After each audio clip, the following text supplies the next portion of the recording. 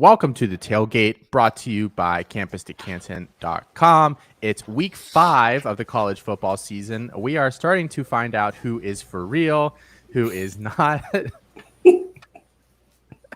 We were not aware that gag was coming. So we have our Campus to Canton cohort here. We've got Colin Decker, Matt Bruning, Brandon Hay, a surprise guest down there in the corner who can no longer show his face after his near certainty that Iowa would lose to Maryland last night. We've had a couple games there. We've had Iowa, Maryland. We've had a few others, guys. Let's talk some interesting stat lines and fantasy performances that we've had so far before we preview today's slate. Brennan Armstrong, a little bit of a down week, Colin, but how are we feeling about him overall? Temperature check 5 weeks into the season.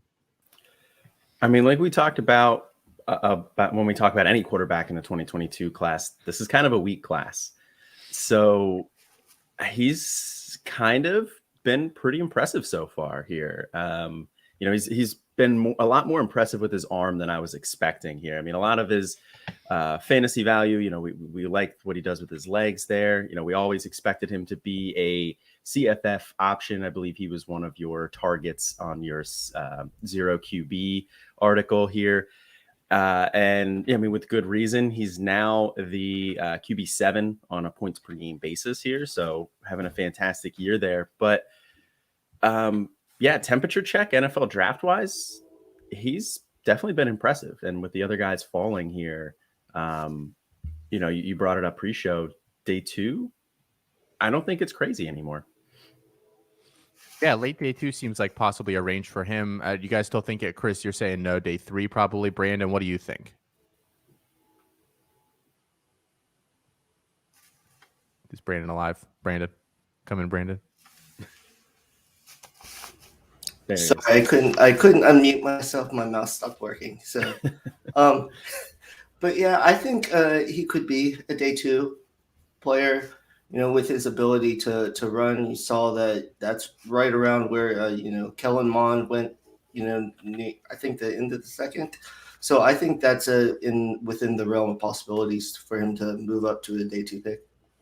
Either way, I think you're pretty happy if you drafted him this year, averaging almost 40 points per game there for a quarterback. Dante Demas. Let's talk a little bit about that Maryland game last night. Chris, I'll just let you take this away since you are our resident Maryland expert. Talk to me a little bit about what happened to Demas last night and that Maryland offense as a whole once he went down. All right, I don't think I could speak through the bag that was over my head. So I was hoping to see you try, but I was worried we just wouldn't get any content, which would just be better than nothing. I don't know what happened to Maryland last night. I really thought that they had a chance to win that game. I took the Maryland money line. I was feeling it. I was posting as many different types of terrapins, which are different than regular turtles because they usually live in brackish water. So big terrapin fan. Wasn't posting any of these non-tortoises or that bullshit. I don't know what happened to the Terps last night, man. They looked terrible, and it all happened when Dante Demas went down. So Demas has had an extremely productive year thus far. He'd really been, I think this is his 4th year at Maryland. He'd really been a productive player for multiple years now. He led the team last year. He was leading the team this year. Him and Jarrett were one of the better 1-2 punches in the entire country. I really felt like from a receiving perspective. Tualia Tagovailoa looked great. And then Demas went down and the offense just kind of sputtered out of control. We didn't really get anything. Tualia had 5 interceptions. Iowa just took it to them. It's like when Demas went down, all the air went out of their tires. And it's a big injury, not just from Maryland's offense perspective, but in general for your CFF and CTC teams.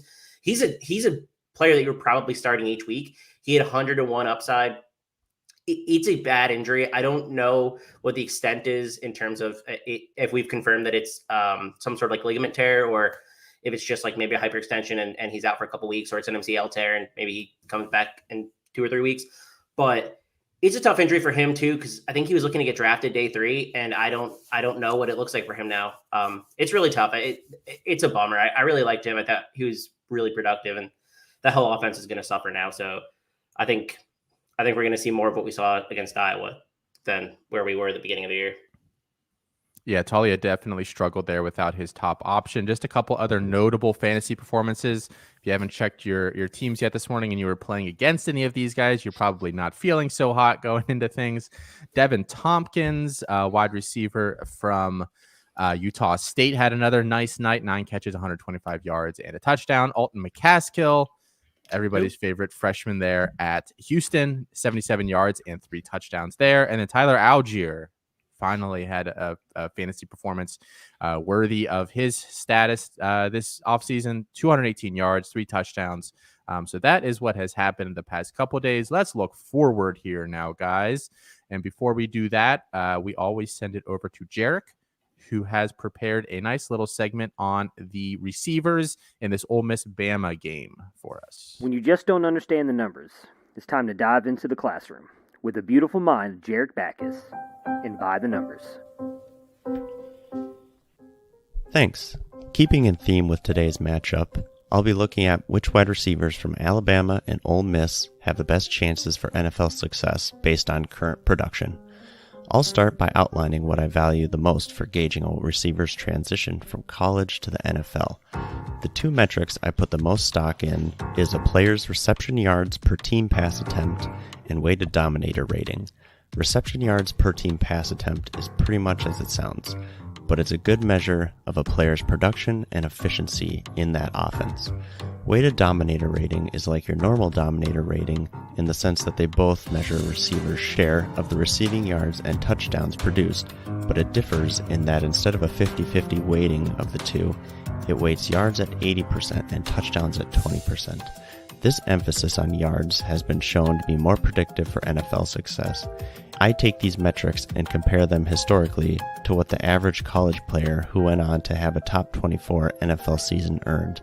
The difference between what the player actually earned versus what the average top 24 players earned is my over-expected metrics.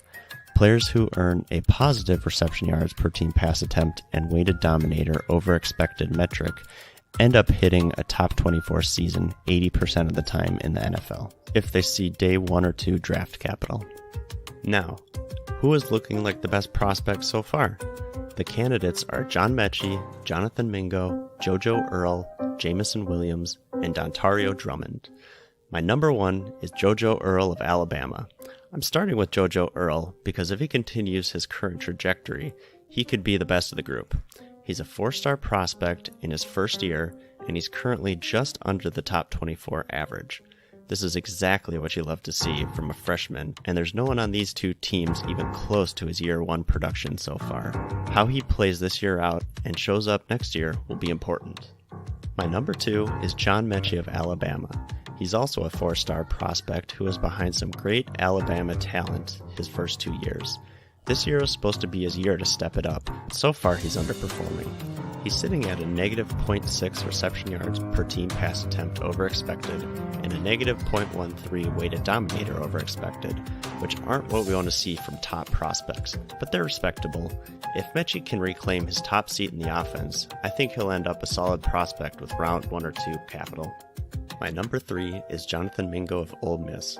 This 4-star prospect had underwhelming years 1 and 2 in college, but he's really coming on strong this year. He's currently above the top 24 average for year 3 players, which is what I need to see from him to even be considered a decent prospect. If he holds on this year and declares, I may end up liking him more than Mechie if Mechie continues to underwhelm. My number 4 is Jameson Williams of Alabama. A 4-star prospect who joined Alabama just this year after playing for Ohio State his first 2 years. He's really stepped it up and is currently the leader in reception yards per team pass attempt and weighted dominator for the entire team. He was well below the top 24 average his first 2 years and is sitting just below it this year. He'll need to take an even bigger step forward though if he wants to be considered a legitimate prospect. My number 5 is Dontario Drummond of Ole Miss, a 2-star prospect who's in his 5th year. He's old and hasn't broken the top 24 trend lines yet, though he's close this year. I just have trouble seeing him as a legitimate NFL prospect given his age, pedigree, and lack of production until year 5. Slade Bolden is someone who got some hype coming into the year, but he's a year 4 player who hasn't been good. I'll pass. Keep in mind, these rankings don't include freshman players who haven't produced anything yet. In the grand scheme of things, a player like Hall would be above Mingo and probably even Mechie for me.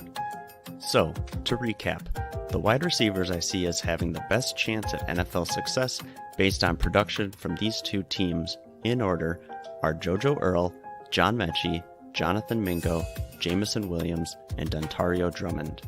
Now back to you. Thank you, Jarek. As always, there should be hopefully plenty of yardage to go around there for all of those guys today in what should be a high-scoring game. Guys, let's talk some prize picks. How's that sound? For anybody that has not played prize picks before, very quick elevator pitch. Website you can go on. They are strictly player props. You play 2 or more of them together, up to 5. If you hit, you win. Promo code C2C gets you a initial deposit match up to $100, and if you deposit at least $20, you get a free membership with us. So go ahead, take advantage of that. We're going to play tell you some of our favorite picks for today. Brandon, I'll come to you first. Quarterbacks. Who do you like what lines look appealing to you today? Sure. One was Jeff Sims over 59.5 rushing yards. I know everyone thought Jeff Sims was done kind of at Georgia Tech, but they put him in last week against North Carolina for Spark, and he ran the ball well. So I think they'll probably want to get him in rhythm early, get him some runs. And, I think that offense wants to run most of the time. So that's why I have the over on that. Sam Hartman, I have the over on 2 pass touchdowns. Louisville has a pretty bad pass defense, and Hartman's been playing pretty well this year. And the last one is Casey Thompson over. It's actually changed to 248.5 today, but I still have the over on that. TCU's pass defense looked pretty bad against SMU when Mordecai threw for over 240 yards and 4 touchdowns. So I have the over for Casey Thompson. Chris, looks like you have that play as well and a few other ones too for quarterbacks. Yeah, I like the Casey Thompson over. It did go up, but I still like it. That TCU passing defense is pretty terrible. I think that this is probably going to be a high-scoring game as well. Vegas thinks so. So I like Thompson. I think that he's kind of getting into a little bit more of a rhythm. I think last week was a good week for him to kind of set the record straight and say that I'm not the worst quarterback on Texas. So that's nice. My second one, and I've actually had a lot of trouble finding value on this week. I think that Prize Picks did a good job. I think usually it's a little softer, but the other one I like is Bryce Young over 314. I think this is a showdown. And I mean, the Vegas total right now is 80.5. I don't care how this game plays out. There's very little to happen that doesn't mean Bryce Young goes over this number. I would be very surprised if he didn't hit this and hit this easily. Maybe they just want to run all game. I don't think that's going to play if the total's 80. I think Bryce Young 314 is a really I mean, if it goes up the rest of the day, I would still take it up to like 330. I think this is good value. Let's go over to Matt. What do you like out of the quarterbacks today? So I feel like this might be a little bit sketchy here, but I'm taking Desmond Ridder with the 237.5 passing yards over on Notre Dame. The defense has not been quite the same the past couple of years. They're allowing it has not been the same this year since the past couple of years. They're allowing 234 yards a game, and I do think that Ridder is going to have to pass the ball if they end up wanting to win this game because they've been pretty decent at slowing down the run, and I don't think Jerome Ford's going to be able to get going, so they're going to have to rely on Desmond Ridder here. I'm taking the over on his passing yards. Colin, what do you like today? There was really one that stood out to me here, and that's Seth Hennigan under 305.5 pass yards. He's only been over that number twice so far this year, and one of those was against the Arkansas State team that is allowing 366.5 passing yards per game. So that pass defense is a sieve. This week they get Temple, who's allowing 101.5 passing yards per game. Now they don't face a lot of attempts, but their rushing defense is also a lot worse. I think they get Brandon Thomas going here today, so I don't think they're going to lean on the pass game quite as much. So I think that's a pretty safe under. I have a couple plays here. First off, you're going to notice a theme in mind. Literally the under on everything in the Arkansas game today. Arkansas Georgia feels like a very safe bet, especially JT Daniels is a game time decision there. KJ Jefferson is banged up. It's two very good defensive teams in the first place. So I took KJ Jefferson. When I initially said this, it was 163.5 pass yards last night. It's gone up to 179.5 pass yards. I do not know who is taking the over on that. I'm still taking the under. I just think this is going to look like that Clemson Georgia game week 1, basically. I'm not particularly excited about either offense. And then JT Daniels. Now, obviously, if he doesn't play, you're just going to get a push on this or whatever. But his line is 252.5 pass yards. And again, I think the under. Arkansas has a good pass defense, and more importantly, they have a good pass rush, which is something that JT Daniels does not always deal well with. So I think it could be a long day for him if he is to start. Running back plays. Brandon, what do you like today? Yeah, so I have Jerome Ford under. It was at 92.5, and now I believe it's at 88. I think it's going to be similar to last week with the Wisconsin Notre Dame game. They're going to try to stop the run and make Ritter beat them with the pass. So I have the under there. CJ Verdell plays Stanford. I have the over at 79.5 rush yards. Stanford is, I think, 105th against the run. And then I have Jashawn Corbin for Florida State under 94.5 rush yards. Syracuse is pretty good against the run, and we never know what we're getting with that Florida State offense week to week. And then in that same game, Sean Tucker over at 105.5. They love to run the ball with Tucker, and that Florida State defense isn't very good, so I have the over there. Yeah, some interesting lines there. Chris, let's come over to you. What do you like to? You have a fantasy points play, which I like. I think there's some value to be had on those plays. Yeah, so I like Tyon Evans over 13.5. I think I've been talking about him and Jabari Small all week. I think that both are going to have monster games. The Missouri defense is the worst rushing defense in the country. This includes like Akron. It includes bottom of the barrel teams. This is the worst rushing defense in the entire country. I like Tyon Evans to go over 13.5. I think the yardage is in play. I think he probably scores a touchdown. I think 13.5 is a safer way to get there rather than taking like a touchdown prop or a yardage prop. I like a yardage prop as well. I like 13.5. I think that's the safest way to get there. The other play that I like for running backs this week is Kenneth Walker over 104.5 rushing yards. I think this is a pretty interesting one because this Western Kentucky team is terrible on defense, but they're especially bad against the run. They're allowing a 19.9 explosive rush rate, which ranks 108th. They're allowing 4.8 rushing yards per attempt, 107th. We've seen Walker be a fantastic player pretty much all year. I think that he continues that this week, and I think the game script sets up well. They're 11.5 point favorites, which means that I think they're going to want to try to keep that Ball State offense, or I keep saying Ball State, Western Kentucky offense off the field for the entire game and try to limit the Hilltoppers' opportunities because we know that they can pass the ball. I think 104 is easily doable for him. This is a bad rushing defense. Yeah, where's that bag? Get that bag back on. Too many mistakes here today, Chris. They got similar color schemes. They do. They really. I'm just saying. Matt, what running back plays do you like today?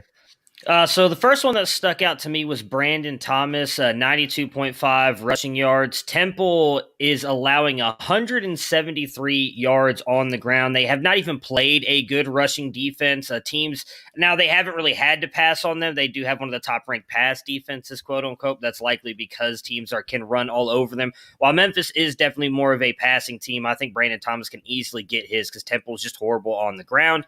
And I've also got Kyron Williams on the under, 74.5 rushing yards. I do think he's going to do a lot in the receiving game. That's kind of what he's been doing. Austin, we talked a lot about this on Debbie Debate with Felix this Wednesday. He's done a lot in the receiving game, but he has not looked that good running the ball this year. He's only gone over 74 rushing yards once this season. I don't think that happens today against Cincinnati, even though the stats say that they are not good against the run. Yeah, you talked a lot about it. I just sat there and looked cute. Colin, what running back plays do you like today? I'm with Chris on Tyon Evans here. I would love to take Jabari Small too, but I mean, I think Tennessee is going to run all over that awful Missouri run defense. I have the yardage prop here, over 65.5 yards rushing. But like Chris said, they're the worst rush defense in the country. I think this one's pretty safe, even if there's like a 50-50 timeshare with Evans and Small. I could still see both of them hitting over 65.5 rush yards. Yeah, we like Tyon Evans, folks. And listen, even if you're not playing prize picks, this should be a clue. If you've got Tyon Evans or Jabari Small sitting on your bench, maybe it's time to look at what's in your lineup for today and really think about whether, there should be a switch there for you. I told you that I had a theme today of all of my prize picks. And guess what? I got another Arkansas player. Traylon Smith, 54.5 rush yards. Listen, they rotate their backs so much there at Arkansas. They all get between like 5 and 12 carries each game. Georgia has a very good rush defense. We saw them just completely extinguish anything Clemson wanted to do week 1, and they've continued that. If you haven't watched any of their games, I'm taking the under on Traylon Smith. And honestly, I don't even I think it feels like a near certainty unless somehow he just pops a long run. Otherwise, I just don't see him getting close to that. Receiving plays, guys. I thought there were fewer interesting receiving plays. I think it looks like our list here kind of confirms that. Brandon, who do you like today at the receiver or tight end positions? Yeah, definitely. It was hard to come across these. This one I don't necessarily feel strongly about, but I have Cornelius Johnson over 2 receptions. Wisconsin, I would assume, is going to stop Michigan's run. They'll have to pass the ball, and Cornelius Johnson is really the only target that has been consistent. I have Garrett Wilson over 5.5 receptions. Rutgers last week against Michigan tried to stop the run, make them pass the ball. I think that's what they're going to do with Ohio State, and Wilson has been getting the ball quite a bit. And the last one is Khalil Shakir against Nevada. I have the under at 102.5 receiving yards. I think he might still have a good game, but I just don't think he'll get over that number. 100 is a hard number to place a line at for a receiver. I mean, I realize, it's college football and it's higher scoring, and especially some of these teams have a guy, but that always catches my attention when I see a triple-digit line there for a receiver. Chris, what do you like today? So I'm going to a guy who got blanked last week, and he's one of my favorite receivers in the country, but I think he bounces back in a big way. It's Quentin Johnston, over 3 receptions. So he's getting the targets. He's averaging 7 a game. Last week he had 5. The opportunity, he just hasn't quite connected with Dugan, and I think he's going to have to this week. This is a high-scoring game. They're the underdog by, I think, 6.5, 7, depending on what the line's at now with Texas. Texas is kind of a sieve in the passing game. They are allowing a 21.3 explosive pass rate. They're allowing an 8.2 yards per team pass attempt. This is just a bad Texas secondary, and I think Quentin Johnston, 25.3 target share. I think he can do it this week. 3 receptions is kind of low. I think he gets there this week. And I think at worst, you're looking at like a push, which totally happy with that. I think Quentin Johnston, the opportunity is coming. I'm willing to play him this week on my fantasy team, even though he hasn't been good. He's getting the opportunity. He's going to bounce back at some point for a monster game. It My seems second like one, yeah. Oh, go ahead. It seems like they use Zach Evans more in the easy, quick pass rule than they did Quentin Johnston last year. He's working deep a little more, just to my eye. So that's interesting. He actually has 16.9 unrealized fantasy points per game, which is a monster number. He leads Power 5 receivers, but a lot of that calculation has to do with your average depth of target, and so he's seeing a ton of targets, and almost all of them are deep. So at some point, I think he's going to basically blow up for a huge game. It's coming. I really like his opportunity today. So I'm cool with Quentin Johnston. My second one is Jaden Reed.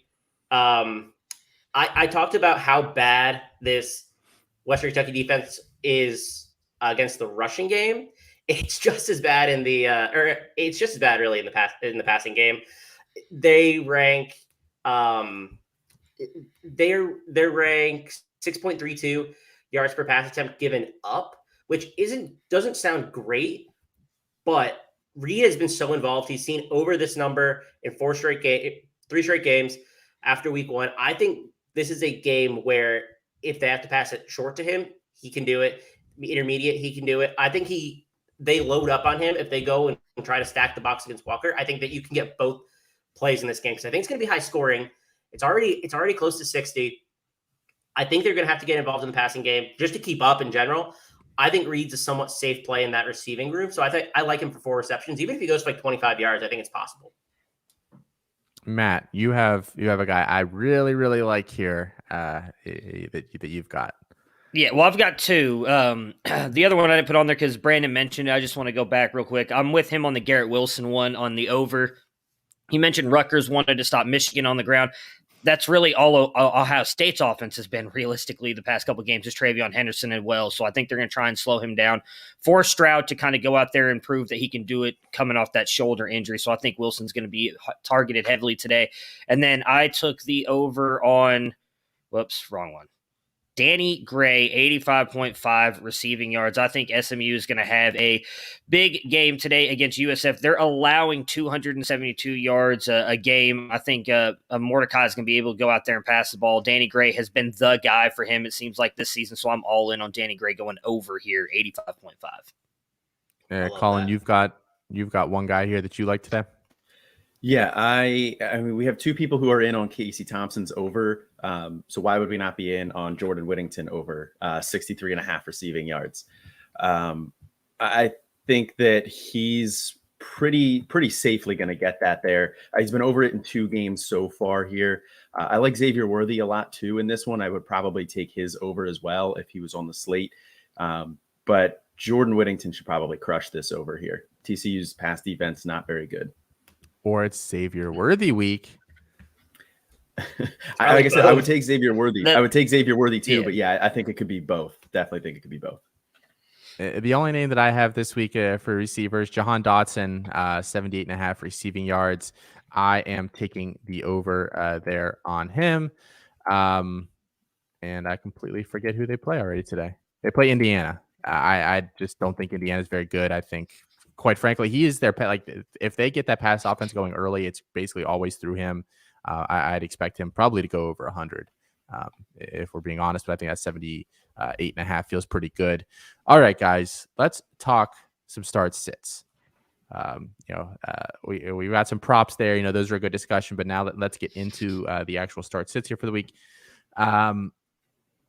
Matt, you've got some interesting names here. You're going back to the Grant Well, huh? I am going back to the well with Grant there. I think I've talked about how much I really like him. I thought he had a pretty good game last week, even though they ended up losing.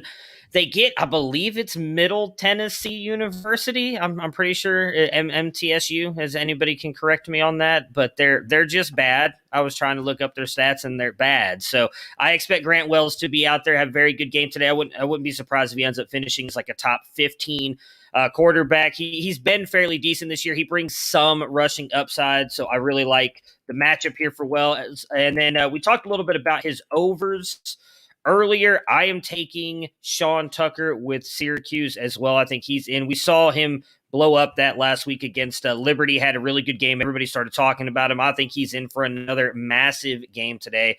I wouldn't be surprised if he gets a couple touchdowns and close to like 100 plus rushing yards, 115, 120. So I'm in on him. I was in on Jonathan Mingo as well, but with the broken foot, I don't know that he's going to play. So at this point, I would actually say sit him. He was going to be a start, as I thought he'd be the main target for Matt Corral today. So I'm not going to talk about him, unfortunately. Yeah, a bummer that he might be out there. Chris, you like Tyon Evans, Jabari Small this week? You hadn't said that yet. I am playing them everywhere I can. I'm playing them on Prize Picks. I'm playing them in DFS. I'm playing them in my lineups. The Tennessee rushing game, it's actually good in itself, which is awesome to just note. But Missouri's defense is just terrible. I don't need to harp on it any longer. This is the second week in a row where I just have no interest in avoiding that team for any reason. Play all your Tennessee running backs. I think you could probably play Jalen Wright if you're in a super pinch where you've like 20, maybe your 24 team rosters. You want to play Jalen Wright? He's getting a couple carries per game. He's been efficient with those numbers. If you're in a super pinch, you can play him. My second one is Xavier Worthy. I think just for all the reasons that we've already been talking about, TCU's pass defense is actually like the worst bottom 5 pass defense in the country. They're allowing an explosive pass rate of 43.3%, which means that 43.3% of the passes thrown against them have gone for 20-plus yards. That is an absurdly high number. They're allowing 9.42 pass yards per pass attempt. This team's just terrible. I think Worthy. I think both receivers are in play this week, Whittington and Worthy. I think Worthy's getting close to a must start even as a true freshman. He's just been really, really solid for a couple weeks now. And then my final one is Jacob Coing. Listen, picks up. I love UTEP. Love the team. Love what they're doing. They're taking a couple steps forward. We're going bowling this year. Coing is basically a must start too, and I don't know if he's on enough radars for people. He is fantastic. He's averaging a monster target share per game. He's averaging, I just had the number, 32.7 target share per game, which equates to 8 targets per game. He is so involved, and they get Old Dominion this week. Give me all the minors, really. I like Gavin Hardison this week, but Jacob Coing, he's the guy. Picks up. You like saying that one, huh? Phrasing. Phrasing. Picks up. He had that cute shirt on last night when he was out. My nerds, not my nerds. My nerds. This sounds a little bad. Just, depending on how you... minors. You heard it here first. Brandon. Picks up. Yeah, I have Letty Brown as a start. I have him bouncing back this week. He had a down week last week against Oklahoma. Plays Texas Tech today, and they give up over 240 rush yards a game. So I think they'll try to get him established, and he'll have a good game. And the second one is this is for Colin. I have Sean Clifford. I think Indiana's pass defense was kind of raised last year by all the turnovers, and they give up over 240 yards a game. I think that Penn State offense kind of has been going. I think that'll continue. And the last one is Breece Hall. He's playing Kansas. Kansas is horrible. They give up over 267 rush yards a game, and Hall has really started to bounce back with 2 straight games over 100 yards rushing. Thank you for going out on a limb and telling us to start Breece Hall this week, Brandon. I had to say it. I have 2 names here, both flying under the radar. So I'm pivoting off Ulysses Bentley. It sounds like he might not play today. He's a little banged up, and they might save him. So if anybody, it's something to monitor. And if you're worried about it and you have another option, maybe consider just taking him out of your lineup now to save yourself that rush at 11:55 where you got to go change all your teams. But let's pivot to his teammate, Trey Siggers. Yeah, I think Siggers has to be the play at this point. Last week, 18 carries, 110 yards. USF, just a terrible rush defense, one of the worst in the country. We saw what NC State did to them week 1. We've seen a couple other teams kind of carve them up. So I expect a big day from Siggers there. If you're desperate, I doubt Siggers is that highly rostered. I don't exactly know. So, if you have an open spot this morning, maybe go grab him and start him. I think he's just a smash play there. And then Keaton Mitchell, running back at East Carolina there. Listen, he relies a bit on the big play to get himself going. He's only averaging right around 10 carries per game. But the thing is, they play, oh my gosh, I've lost completely who they play today. They play Tulane today. Tulane has a bottom 30 rush defense. I think that the opportunity for him to break one is going to be there. So I'm starting Keaton Mitchell today. Austin has 11 starts on our C2C pod here, and he can only pick 2 for the show. No, I have 3 guys here. First one is Chris Reynolds for Charlotte. Illinois gives up 314 yards passing per game. Chris Reynolds has over 300 yards in 2 games, over 300 yards and 3 touchdowns in 2 games. He's got over 30 rushing yards and a TD in every game but 1 so far this year. I think he's a smash play this week here. I also have Michael Pratt going back to that East Carolina Tulane game like Austin had. East Carolina gives up 327 yards passing per game to the teams like Charleston Southern, Marshall, App State, South Carolina. None of those teams are really good passing teams.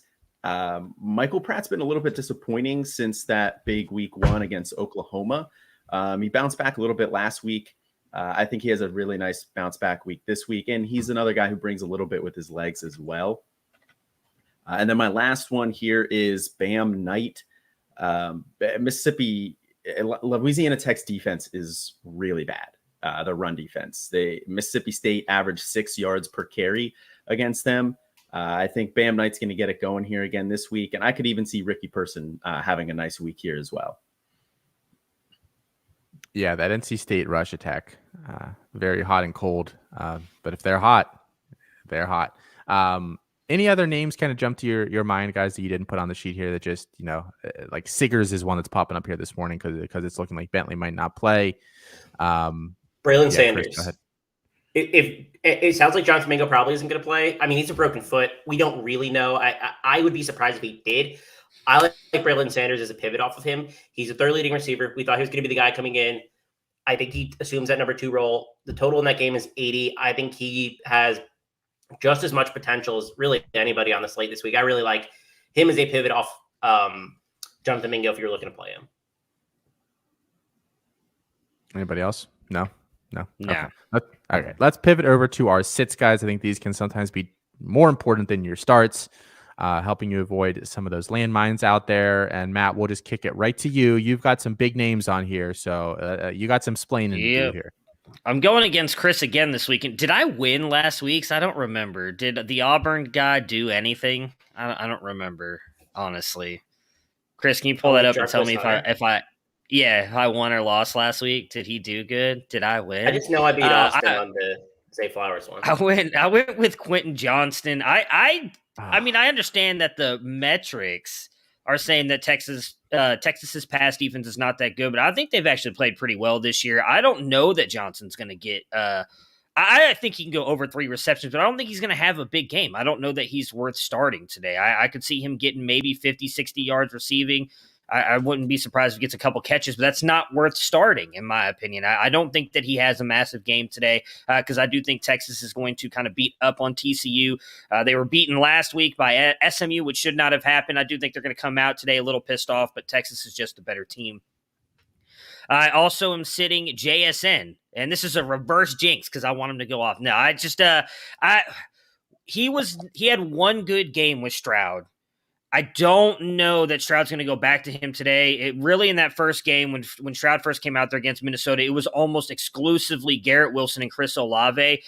I do think Rutgers' defense is going to be better than people are giving them credit for. I think that they're going to keep this game close for a long time. And if they do that, I honestly think Stroud is going to focus solely on Wilson and Olave again, which is going to hurt JSN. Now, maybe he's going to get that one big play and end up screwing me like he did back in whatever it was week 2, where I think me and Austin both said to sit him, and he went off for like that massive game. But JSN is a guy I would not trust starting today with Stroud back in, just because I want to see what Stroud in this offense looks like again. And then last but not least, I'm sitting the Michigan running backs. I do not think that they're going to have a good game today against Wisconsin.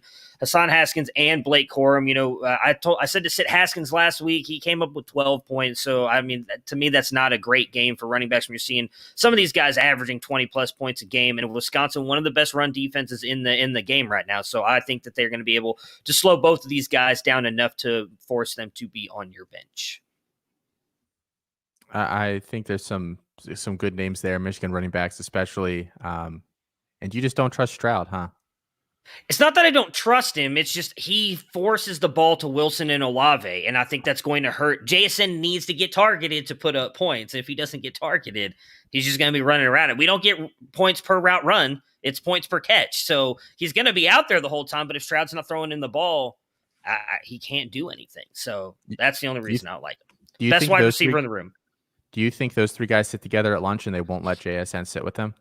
They do, yeah. I think he goes and sits with his best friend Kyle McCord, who should be the starting quarterback for the Ohio State Buckeyes. All right, we're going to cut you off there. Chris, who are you sitting today?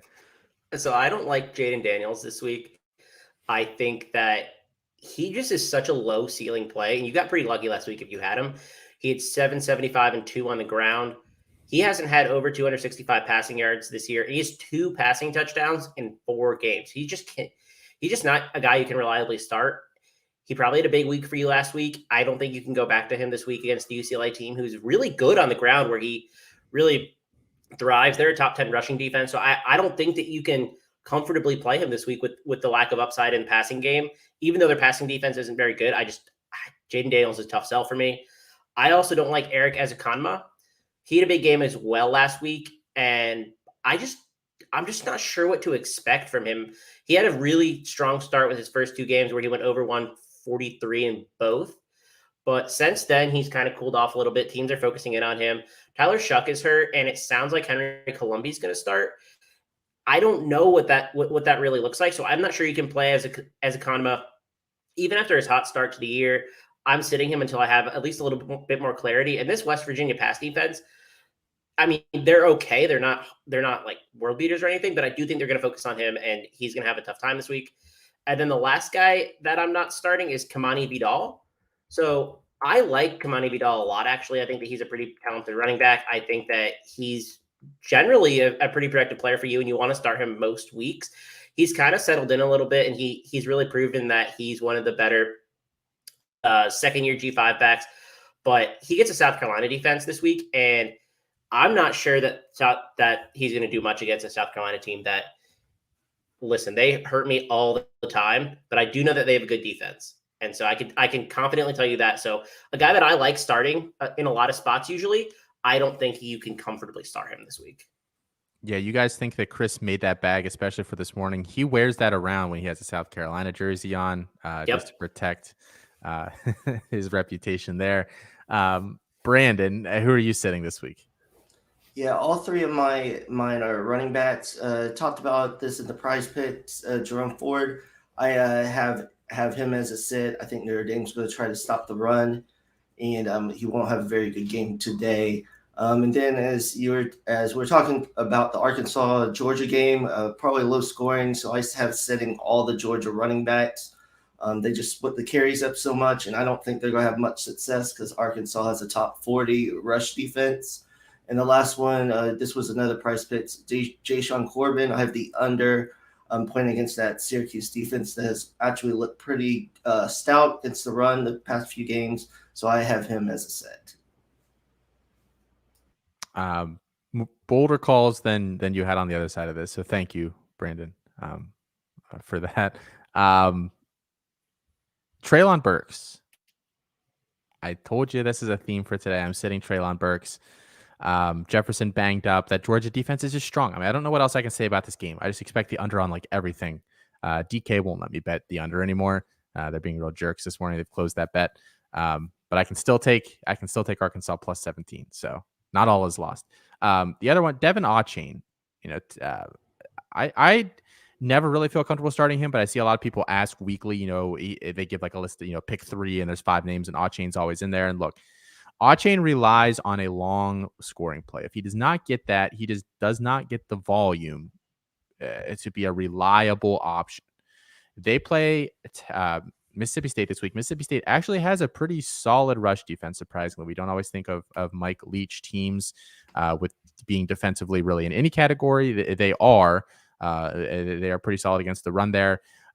So I just don't expect much from him today. I think it's going to be tough sledding there for their running backs, including Isaiah Spiller. I don't think Spiller has an enormous day. And honestly, if I have a lot of other really good options, maybe I'm not starting Spiller because he had that long scoring play last week. And other than that, he wasn't explosive. Teams don't respect Zach Calzada. So just like Chris doesn't. Colin. Whoa, Chris Moss is the only person who respects Zach Calzada. Yeah. My quarterback, Zach Calzada. Colin, this bag has gotten a lot of use recently that I wear over my head. So I'm gonna get you a new bag for Christmas. Thanks. I could use an upgrade. That one's getting kind of old. Perfect. I'll send you a 3-pack, and that way they'll get you through at least one college football season then. Well, I got a lot of teams that are bad just overall, so I might need more than that. You live a hard life, Chris.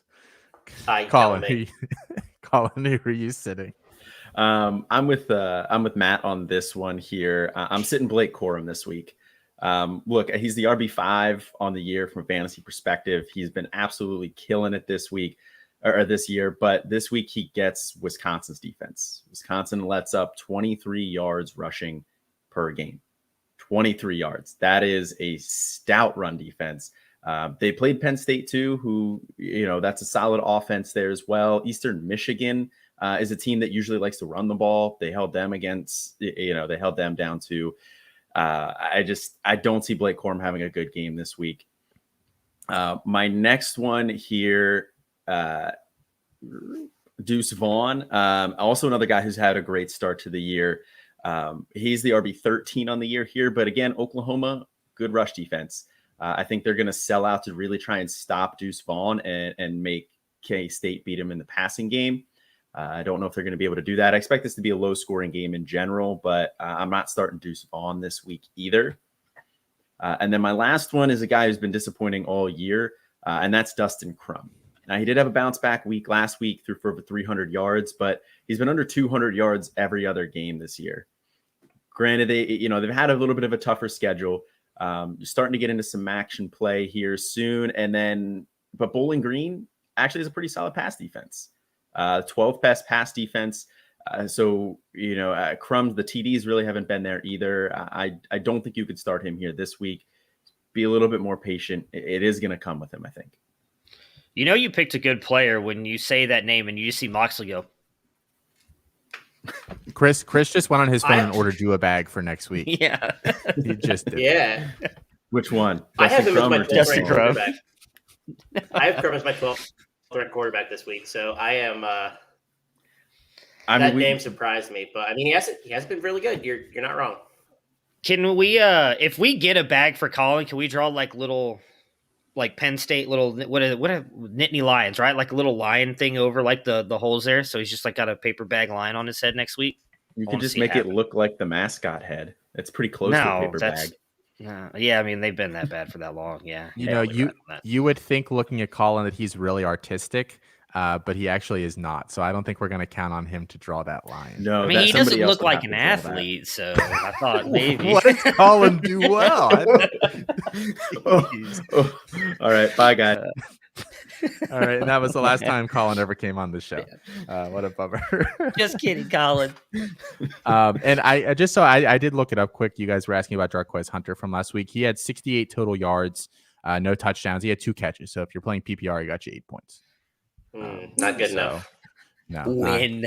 I'll probably lose some. How did Zay Flowers do last week? To be honest, I was right on Zay Flowers until that game went into overtime. So let's not pretend. Overtime points don't count towards our total? You got lucky, and you know it.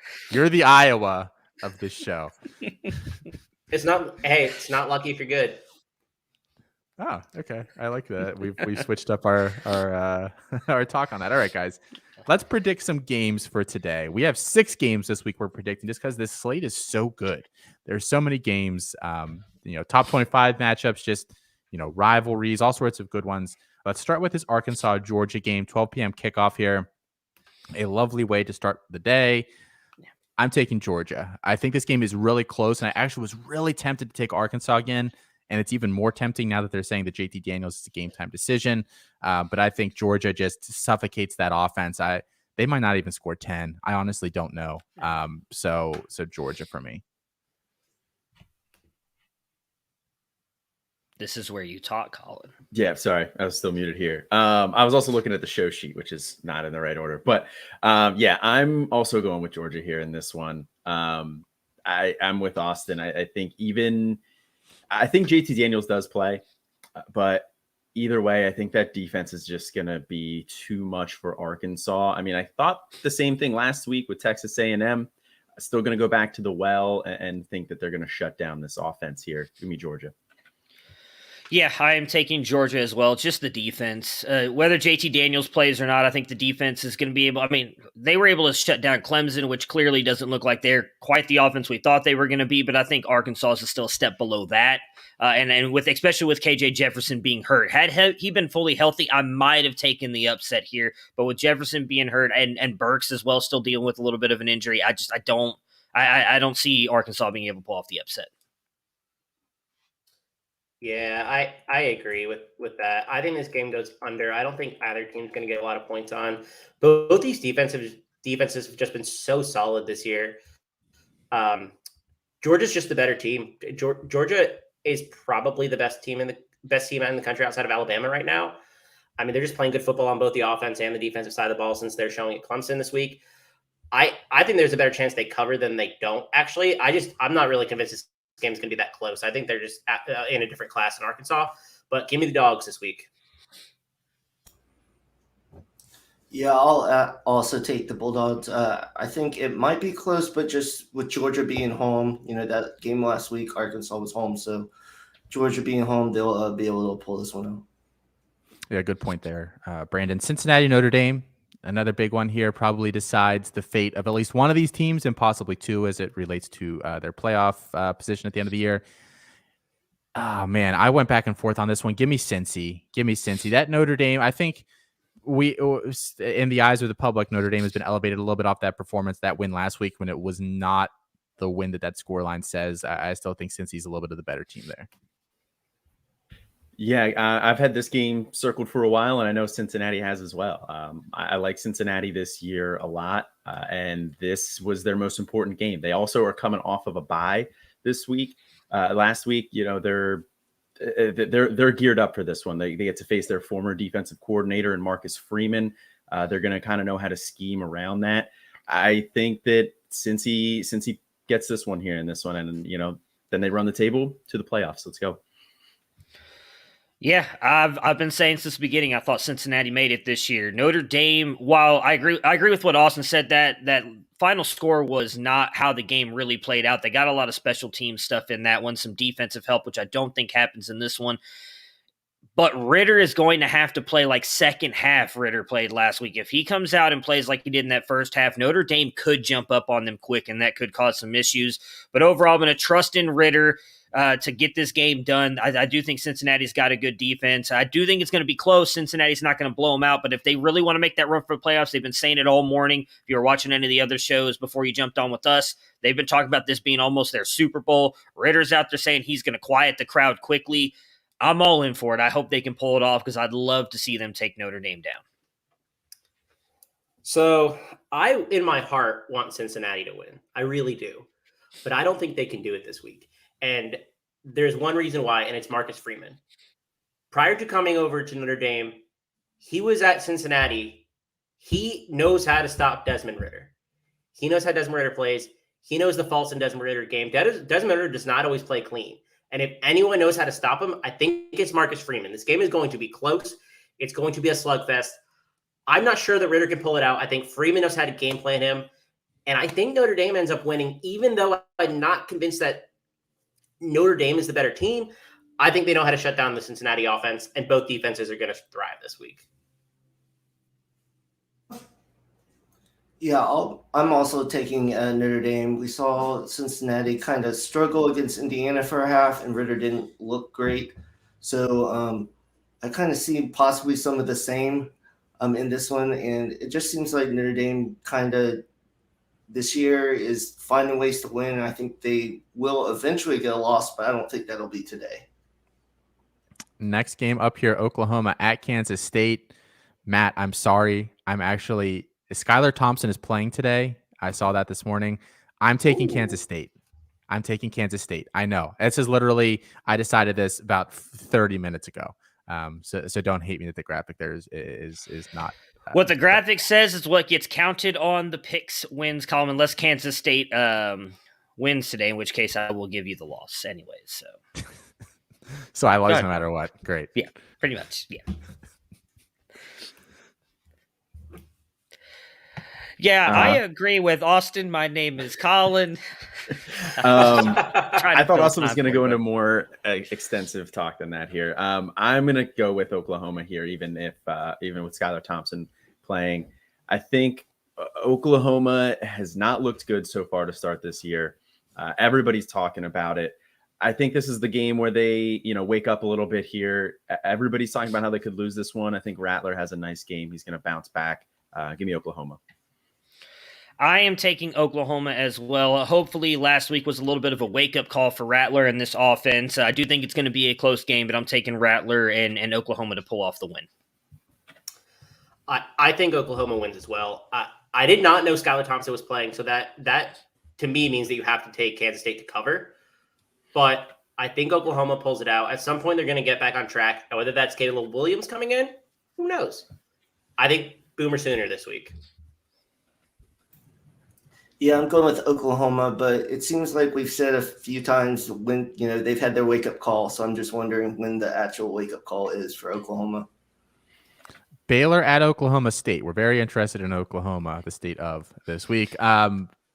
I'm taking Baylor. They looked really good last week against Iowa State. Oklahoma State, pretty good team, but I think Baylor pulls this one out. I'm going to go the other way here. I'm going to go with Oklahoma State. Baylor just won probably the biggest game of the year. I think this could be a big letdown spot. Oklahoma State has also looked really good so far this year here. They had an impressive win last week over Kansas State. So give me Oklahoma State here. Everybody said there was an emotional win for BYU earlier this year for Utah, and then they came out and smashed Arizona State. I think Baylor can do the same thing. I love this offense. I'm going with Baylor. Also because Austin picked Baylor, so go Baylor Bears. I have to play all these games to get away from Matt just following me around. Yeah, I think this is going to be a really interesting game. I'm actually really excited for this game because I think that we're going to have a lot of interesting plays this week. I think Baylor pulls it out. I think that it's going to be close. I think Oklahoma State is the better team all around. I really like where this Baylor offense is going, though. I think that they have a lot of potential, and I think that they can sneak one out this week against the Cowboys. Yeah, I'm going to go with Oklahoma State. They had an impressive victory last week against Kansas State, so I'll go with them. All right, Auburn at LSU here, late night kickoff. Should be I think it's gonna be a really good game. I'm gonna take Auburn though. I think they have just enough to beat LSU. I'm gonna go with LSU here in this one. Auburn pulled Bo Nix last game at the end of last week. They had to go with TJ Finley there. Bo Nix has not looked good. I think LSU is just the better team. TJ Finley revenge game, right? I'm not rethinking that, but I'm still taking LSU. Max Johnson, this offense. Keyshawn Butte is going to go crazy today. All aboard, go Tigers! Right? That's what he says. I'm on the Tigers too this week. I think that they're just gonna. I don't think this game's gonna be as close to the spread in the case, which is like 3.5. I think Tigers gonna take this one fairly easily. I'm going with Auburn. I think they, just ride that good running game and hopefully pull out a win. Last game here, guys. We've talked about it across all of our shows, all of our content this week. I literally just want you to give me one word. Who wins? Alabama. Alabama. Bama, now that Mingo's out. Sorry, I had to say it. Roll Tide, y'all. Bama. Alrighty, guys. That is going to do it here for our first hour of the Tailgates. We're about to welcome in Alfred and Will. They're going to stick around with Chris, give you all of the DFS information, last-minute injury news, a little bit of betting advice for the week as well. Guys, thanks for joining us here. Good luck to everybody today. Week 5 here of college football gets rolling. All right, guys, enjoy the rest of the show. All right. We got our guys. This is our hour. This is our hour to give. Let's go, baby. I feel great. I feel great this week. I've probably got a lot on the line, more than normal, because some of these lines, some of these prize picks, I'm loving it. So it's a lot of good games on the slate, definitely, Alfred. And I was afraid I was gonna miss the show today because I was on the phone with my bank trying to see what the daily withdrawal limit was, because the Florida State line jumped up from 4.5 to 5.5. So unfortunately, I don't have enough cash on me right now to go ahead and lay that on there. So I was on the phone with the bank, but I was able to get off prior to the show. So I just made it. Again, not entirely sure as to why. What is happening? I don't know. Are we getting played? What is going on? Who's betting Florida State? Who in the world is everybody in Tallahassee? Everybody in Tallahassee has to be betting. We got some boosters throwing some shark boosters or something like that. Like, it's crazy. They're a bad team. They're horrible. They're horrible. So Chris, I see you got your seasonal shirt on here. spooky Chris with his bats and skulls. My kid would love that. My son's obsessed with like pumpkins and skulls and skeletons. Awesome. I'm glad that your children would like it. I listen. I'm only on the Halloween spirit. I think we got some weird spooky lines this week. I think Vegas is trying to trick us, man. But Yeah, hopefully we get the treat. Yeah, that's right. I like it. There we go. Yeah, that Syracuse line is funky. I mean, I cannot. I'll keep betting Syracuse. You know, it's one of those things Will was saying earlier in the week on 3 and Out, and also we've been chatting about it. Look, if I'm wrong, I'm wrong. That's one where there makes no sense to bet on FSU, and if you know, it's just free. It looks like free money, and if you're wrong, so be it. You just got to bet with what you think is the best play.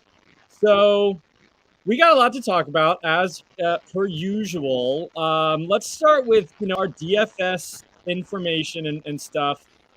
Big news. Jonathan Mingo, one of Chris and I's favorite plays for DFS purposes this week, is now out. He will not play against Bama. He's been quite easily the second receiver for Ole Miss. Hold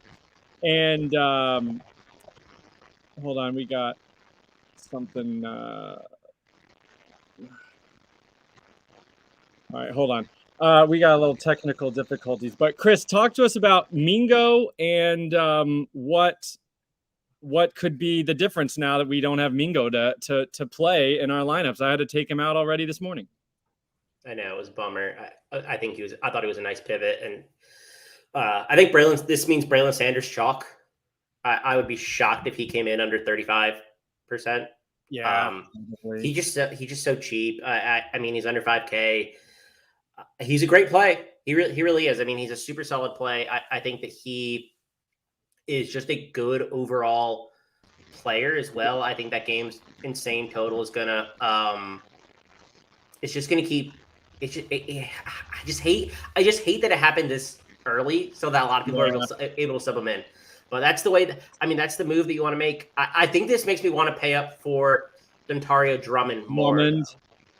Yeah, I think I'd rather pay up for him than pay down to avoid the chalk. When I was looking at this, I guess there's some other choices as well. Sanders is the obvious pivot. Jerry and Ely, I'm not interested in him. I'm not sure he gets like more receptions just because of this. Henry Parrish was already on my list. He's got a couple balls. I mean, those are the next two running backs after the top three, Drummond, Mingo, Sanders. And then you've got like Chase Rogers, Jacour Pearson. I mean, these are guys who have caught 4 balls in 3 games. Pearson's caught 3 balls in 3 games. Like, there's just nobody else that has really done anything. Now, the one interesting thing with Pearson is he also has 2 carries. He is a transfer from Western Kentucky this year. So, he's the Stone minimum. Maybe he gets his way onto the field. I mean, he's touched the ball 5 or 6 times in the first 3 games. Maybe this opens up something for him. He may be next in line. And for the Stone minimum, I don't know what to say about that one. Maybe in a tournament. But I think it's pretty much Sanders or you just pay up for Drummond. Yeah, I agree with that for the most part. I think Sanders just going to be so chalky. I think every lineup's going to have him. I think I'd rather pay for Drummond because I know what his role looks like. I think actually this makes me want Corral a little bit more as well. I think Corral's going to try to do more, maybe more with his legs. Yeah. So I think I already like Corral, but right, of course. Well, paying up for Drummond is maybe a pretty decent. You're kind of it's plus EV and contrarian, which is a nice combination. If everyone wants to go Sanders because it's the cheap one. And they think, they're pulling the wool over everyone's eyes or something like that. But you just say, you know what, I'm going up for Drummond because he's now got 12 to 15 receptions maybe in his range of outcomes. So, yeah, I like that. So that's the big news so far. I'm sure we'll get some other stuff coming. And so, yeah, what we usually like to do now, Chris and Will, is talk about guys we're on now that we maybe weren't on earlier in the week. Have you come across any names, Chris, that you're, find your way into your lineups that we weren't really talking as much about before? Braylon Sanders. No. Yeah. We talked about him a little bit on Why Wait Till Sunday this week. I still really like Jaleel Billingsley. I'm worried that he's going to be a little chalky, though, to be honest. I think a lot of people are going to – I think people are going to play him and Sanders in the same lineup. So I like John Mechie. And a lot of people don't like John Mechie this week. And I think I just am more and more on him, just looking at the data. He's getting the targets we need. He's just not connecting. I think it's the week that he maybe connects a little bit. You got to play everybody in that game. You got to play everybody in that game. I mean, again, the over-under is a 79.5. I just think that they're going to be throwing the ball all over. Talking about chalk, you got the two quarterbacks and Bryce Young and Carroll going to be up there, obviously. But in the middle, we haven't talked about Malik Cunningham. I don't know why he's so expensive. I mean, if you're looking at Wake Forest, they haven't given up more than 17 points in any game. So I think that the Malik Cunningham is definitely a fade for me in this spot. I'm not going to touch him at all. I just think that's pretty much a waste of some valuable money there. So I'm staying away from him. But as far as that Ole Miss versus Alabama game, I'm rostering everybody up that I can because that total is going to hit. I know Mox is not with me on that. He's wishing for the under. We're against that in that game, but I think that it's gonna definitely be a high scoring game, and we'll see if it touches 90 points. I mean, yeah, and the sky's the limit with that one. Who knows? Maybe it'll be like, wasn't there like a Baylor Texas Christian game a couple years ago that got both teams in the 70s or something like that? So, I mean, we could have a lot of fun. You can't fade that game other than maybe like a quarter tournament or something where you want to get, think you're getting smart. Otherwise, it's going to be so painful if you don't have that game and it goes, 50-50, 60-60, and you just got nothing and you just watch the points wash over all your opponents. I think Mechie's a good call. Again, that might be, everyone's going to be looking to get cheap in this game. Get a piece of this game on the sly, but maybe paying up for Mechie, paying up for Drummond is a smart move. The question is, where else do you go on the rest of your lineup? But we can talk about that. But I think everyone's going to want to get cheap parts of this game, but maybe you just get the heavy parts of this game. Also, a guy who's come on for me, we talked about how horrible Texas Christian defense is, allowing some of the I don't know what's going on with the we got some technical difficulties this week. Not bad. We're on week 5. We haven't had any problems up to now. So, that's not too bad. But bear with us. But yeah, so Texas and the passing game, right? I think everyone's going to be on Worthy again. It's the pivot. It's the cheaper guy. He had 3 touchdowns last week. He's looked great. True freshman receiver. But I think Jordan Whittington is a nice play this week. I also hint for the future. I like his Prize Picks line, like 65 yards. Texas Christian allows so much explosive passing, like 50% of the times teams attempt to pass. It's an explosive play, which means 20-plus yards in the air. So I like Whittington quite a bit, and I think he's going to be fairly sneaky, actually, on this slate because although that game has a high total, I think everyone's going to be focused on Bama, Ole Miss, and if they go to Texas, it's going to be Worthy. So I think Whittington can pay off. He's definitely got 2 touchdown upside, and I kind of like him. He's made his way into some of my lineups. How do we get cheap and different, guys? Because we've already talked about there's a lot of high-end tickets that we're going to have to play in our lineups. I kind of like Crookshank for Rutgers. This is a very not a sexy play whatsoever, but he's only 3,400. They're going to need to score against Ohio State, and he has a floor. I mean, it's not a great floor, but he's got like a 7-point floor. Pretty much hit that in every single game. He has not scored a touchdown yet. Maybe he gets in the zone, but you have to fill your lineup with some of these extremely cheap guys if you want to pay up for Corral, Bryce Young, Drummond, Mechie, Bijan, all these guys who could go for 40 burgers.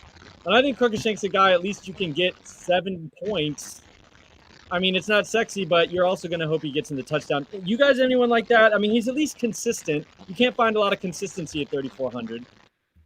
Darius Davis, TCU. Oh, yeah, you did mention him before. I liked him last week. Wait till Sunday special. Yeah, I liked him last week a lot. I like the TCU bargain bin. I think that they're going to be able to throw. I like Darius Davis. Yeah, he's 4K, so a little bit more. What about, Spielman's such a weird one.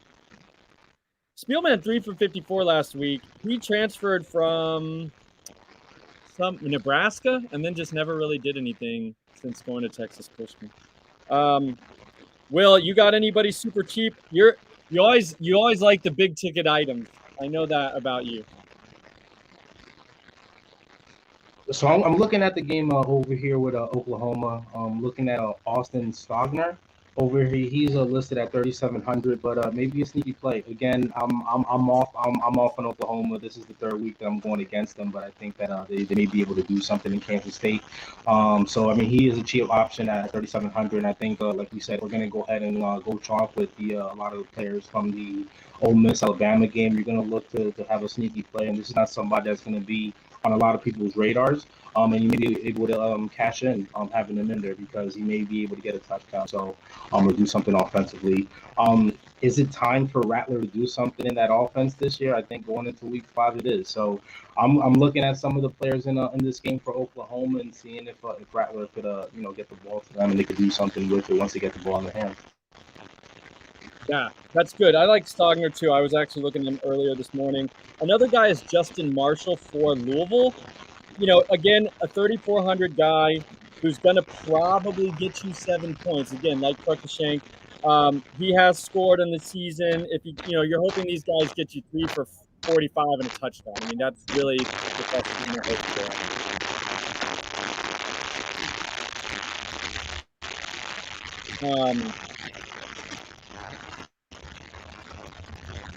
So next on the list, I think that's pretty good.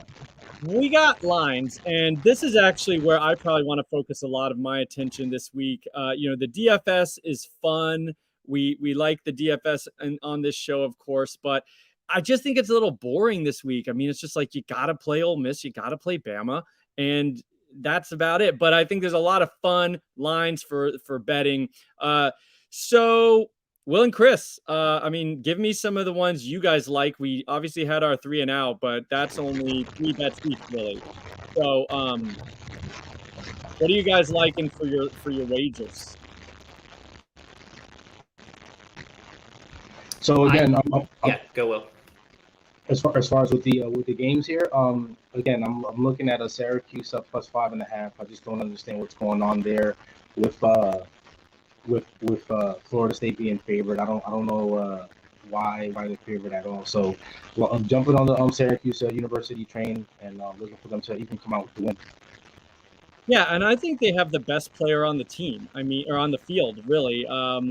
Sean Tucker's probably the best player on the field. That just does not make any sense. I mean, there's no trends that I could find that are like sneaky. FSU isn't extra good at home. Syracuse isn't extra bad on the road. Like, I don't know what is driving that number at all. I'm still on it. I mean, even though it's usually when it's too good to be true, it is. But that one I cannot explain, and I'm back in Syracuse as well. Chris, I know you usually have. I don't know if you need to unroll your scroll of all your picks. I know a lot of times you've got a lot of bets spread out across the sports book. What are you liking this week? My favorite is the Purdue Boilermakers, 2.5, Minnesota. So this stat I heard this week from Andrew Doty, and Will and I talked about it on our show this week. Teams that lost as 20-point favorites the next week are 2-14 against the spread. That's so bad.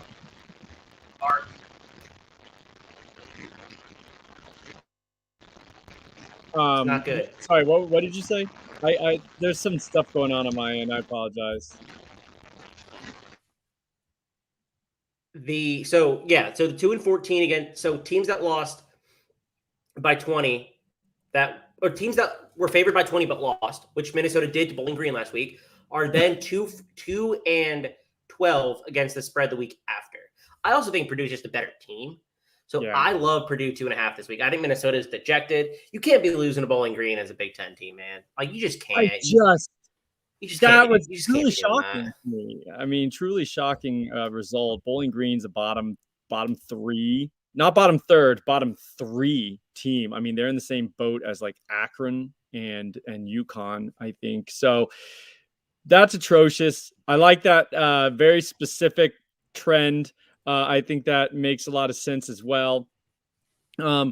So yeah, Purdue, even without that trend in place, I think Purdue makes a lot of sense just as the better team. I agree with you there. One thing I really like, everybody, is Buffalo. So Buffalo is at home. They get Western Michigan coming in, who I like Western Michigan. I've been a big fan of the Broncos this year. I like their quarterback. I like their offense, especially for C2C purposes. But Buffalo is 11-0 against the spread at home versus the MAC since 2018, and they're 10-1 on the money line. And they come in a 7-point dog. So I really like plus 7 points, even if they lose this game. You could certainly sprinkle the money line, and their history at home backs you up. And I think maybe just northern New York, Buffalo area is a tough place to play. We know the Bills. Will can speak to this for his NFL, betting prowess. The Bills are tough at home, and so are the Bulls.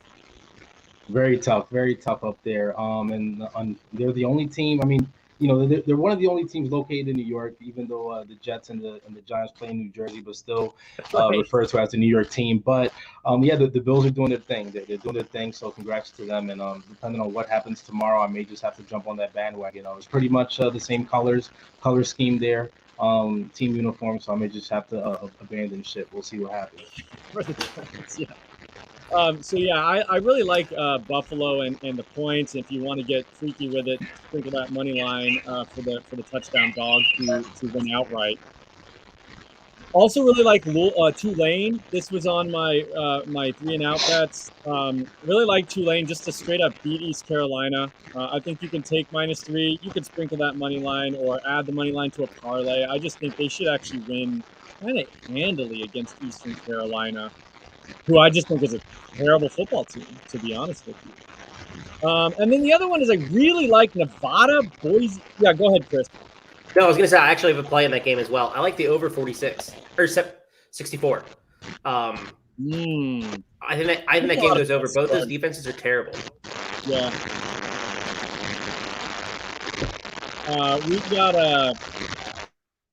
We gotta get that one. I like that one a lot. 64 is not too high, but yeah, I think that could definitely be just like a back and forth wild type game. We know Tulane's offense is pretty good with Michael Pratt, and ECU throws the ball all over with 2 good running backs as well.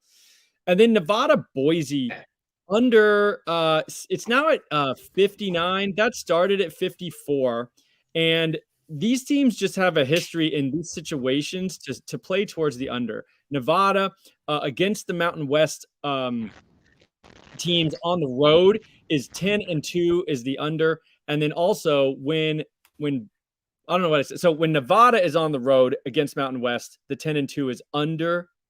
And then when Boise is at home, the under is 8-4. So both teams in this situation play towards the under. And for whatever reason, bettors sent that thing up to 59. And so it started at 54. It's now 59. You're giving me 5 extra points when the trend is heavily on the under. I really like that. Regardless of it definitely screamed upward. Usually that's tough to go against that flow, but I trust these trends. I mean, they've been really nice for me this year. I'm going to pause you. I got some injury news that's pretty big. Yes. I got a couple. David Bell's playing today. It sounds like he is. He's warming up. Big time addition, especially for that Purdue 2.5. Stetson Bennett is warming up with the ones. JT Daniels might not play this week. And that I'm actually everybody hates Stetson Bennett. Stetson Bennett's better than Zach Calzada. I don't hate Stetson Bennett as much as people seem to think that I do, or they do. That's an interesting one for in terms of betting purposes. Arkansas points. I mean, is that still on the board? Can you get Arkansas right now? I don't know if they. I don't know if they're still available. They took it off at one point. I'm sending a message to somebody right now. If Arkansas on points is on the board right now, you should take the points. And so last one. That's a huge downgrade for that offense. I know that's tough. Last one is Payne Durham, who is a big he's a big tight end option in a lot of CTC leagues. He isn't warming up, and you're gonna have to probably pivot off of him if you're planning on playing him today. But yeah. David Bell's back, so give me the Boilermakers 2.5, baby, if you can still get it. Oh well, does this matter for you, Chris? Another Purdue update is Aiden O'Connell taking first team snaps and in warm-ups instead of Jack Plummer. I mean, Plummer hasn't been special, so do you care? No. Okay, I probably don't care either. O'Connell was pretty good last year. I mean, they kind of both played and they were pretty good. Ooh, Hendon Hooker expected to start. Excellent. I like him as a bargain this week on DFS. Let's talk about Hendon Hooker. This is a nice one. So that just came through, I guess, right when we started, so I missed it. But he's been questionable on the fence. We talked about him on Why Wait Till Sunday. And I really like him as a kind of a bargain quarterback in your DFS lineups for sure. This doesn't necessarily have to do with betting. And, we're a little bit off kilter this week on our whole show schedule. So we're just going to talk in real time as things come up. But stick with us. So Hendon Hooker, if you're playing DFS, I think I'm going to have decent exposure here. The problem is it means you can't play Corral, or you can't play, Bryce Young and Corral together, or Bryce Young and Cunningham. I know Will doesn't like Cunningham, which I think I might water my exposure to Cunningham down a little bit.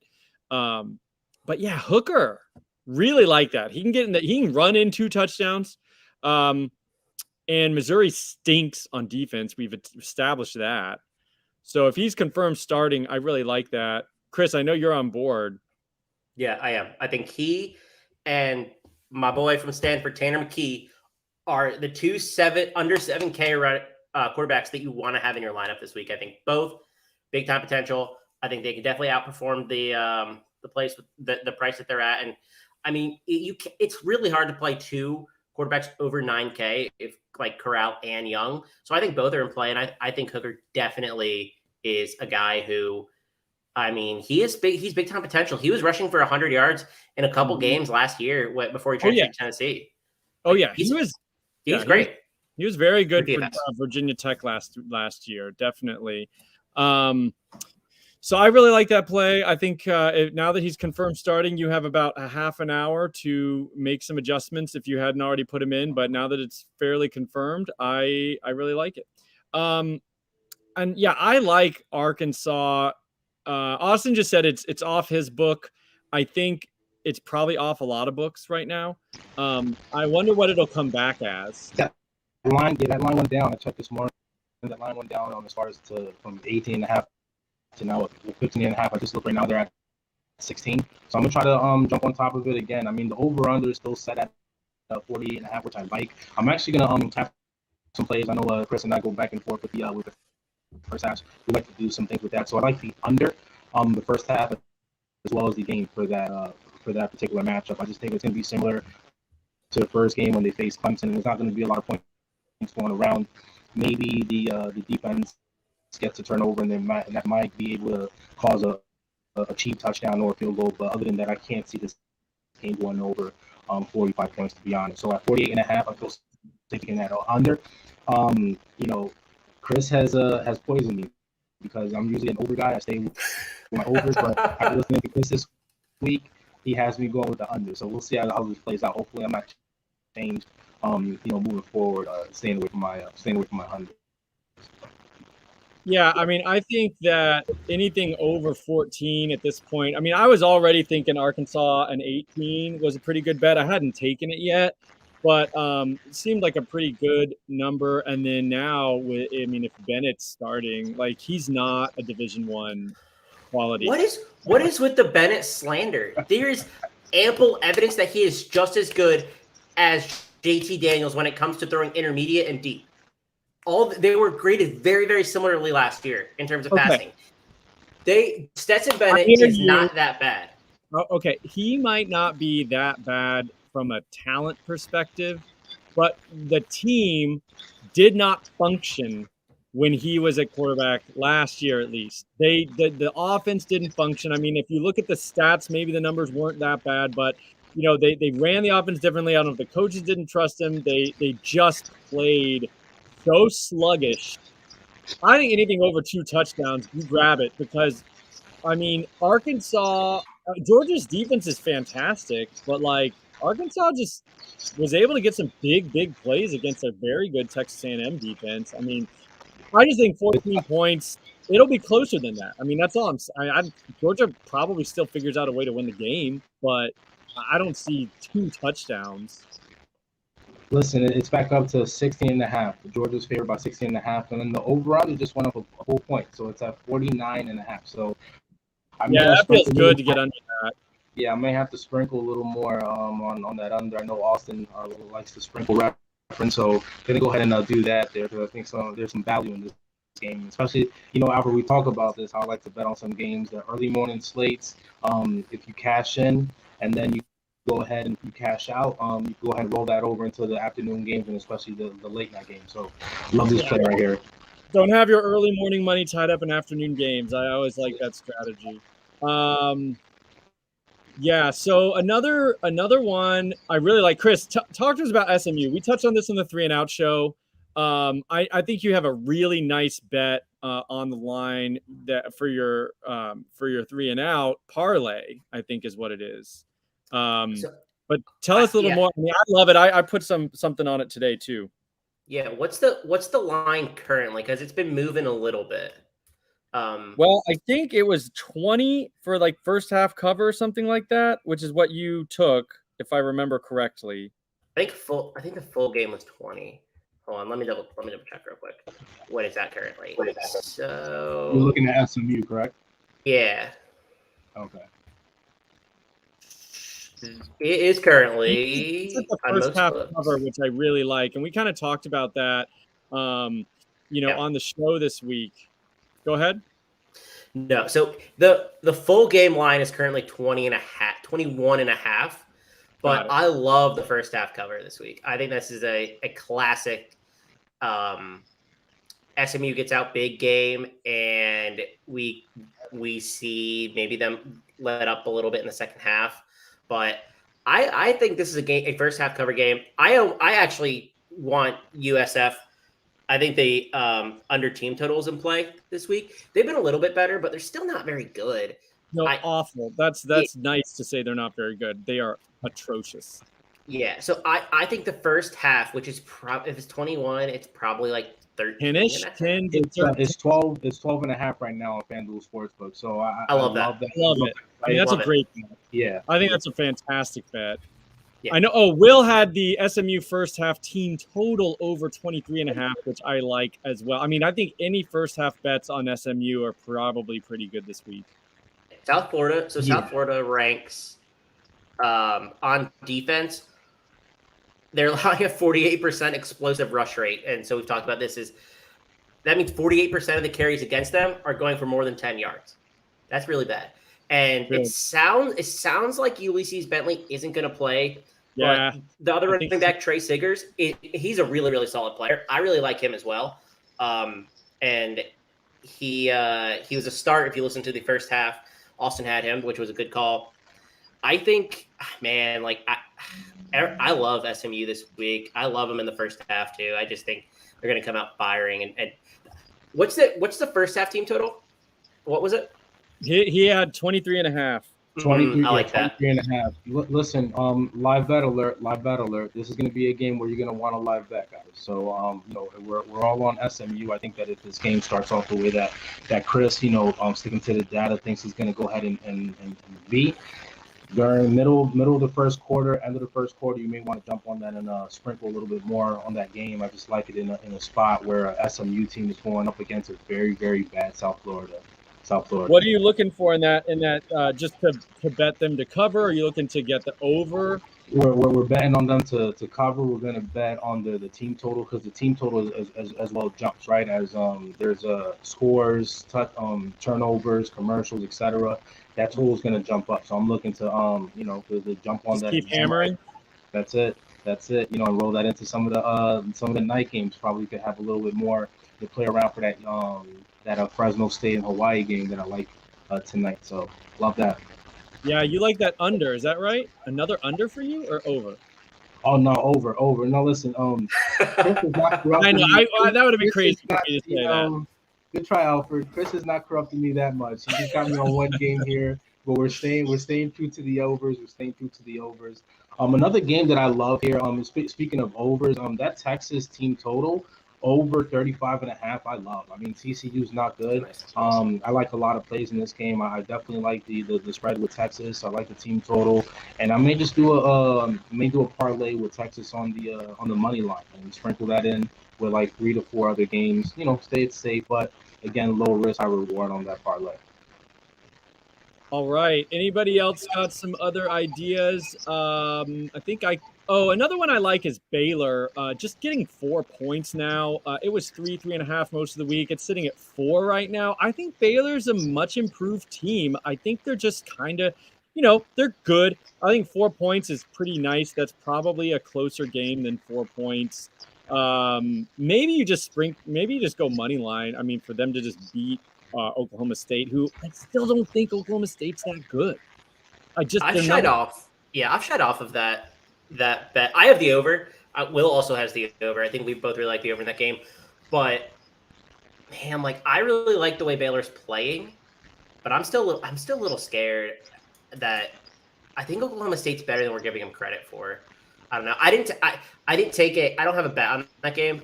I do have Baylor in my heart winning, but my money and my heart are not.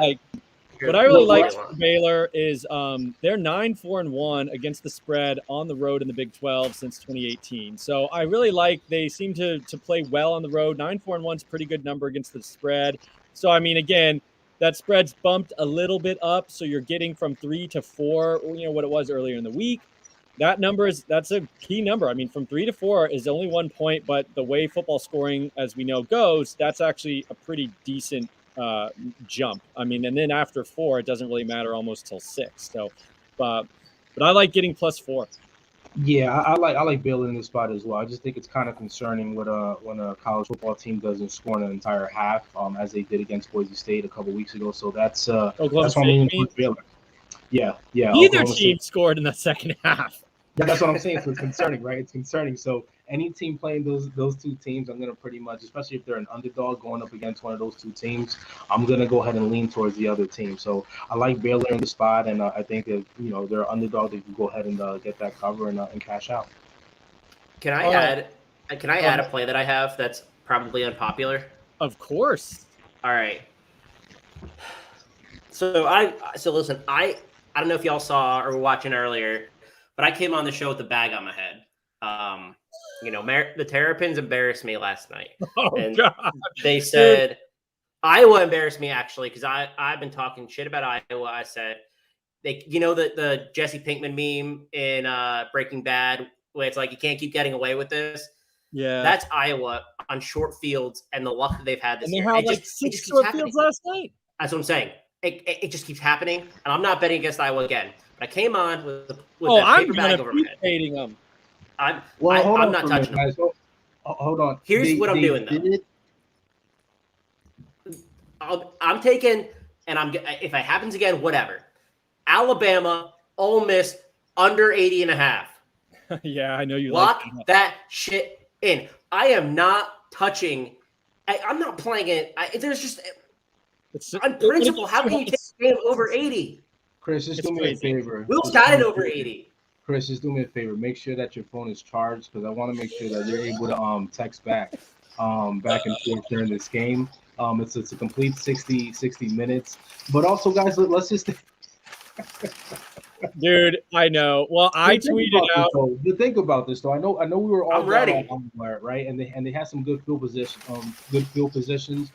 yesterday. But at the same time, did you guys see that they pretty much ran the ball? What was it, like 10 to 15 straight times before they even went to the run? So they probably came in with that game plan like, here, we're going to go ahead and air it out, and probably that's something that we see moving forward. So I'm going to stay away from like fade Iowa for the rest of the year. I'm going to see what they do the next game. I know they had to do a different strategy against Maryland. Talia didn't help them out at all. I mean, he was pretty much passing to them. I don't know if he thought that white was black last night or black was white. I don't know what was going on, but it was pretty much those defenders were wide open for him. So that should have counted towards his passing total because I had it over. Didn't hit, but after yeah, me too, dude. He was the only Prize Picks line I didn't hit last night, so I won a bunch of flex plays, but Talua was the only guy who didn't come through for me. Also, can we stop doing this? Also, can we stop putting our best skilled position player to receive picks? I mean, that just doesn't make any sense. Like, please. Was the injury? Demas was on a kickoff. Yeah. I mean, can you please just like listen. It's a little bit more effort in recruiting, but you could get it done. Okay, just find somebody else where you could go ahead and have them take some kicks because that just doesn't make any sense. Once he went down, that was it. That was game over. Yeah. Talia had.